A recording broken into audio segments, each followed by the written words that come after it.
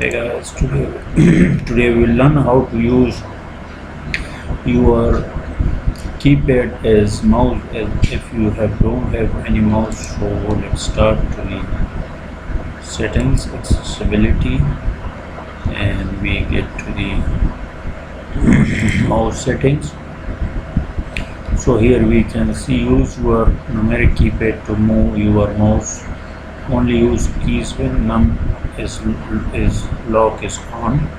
Show the mouse icon and hold the control key to speed up, shift or slow. So this is the control of mouse key speed. So let's try it out. If I want to make it work, so I can use it.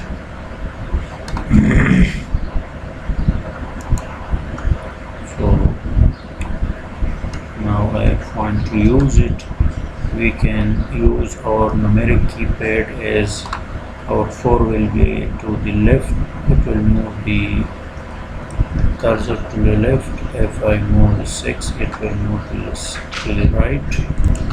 So with these settings we can easily enable our numlock keypad to be used as mouse in Windows 11. Thank you for watching.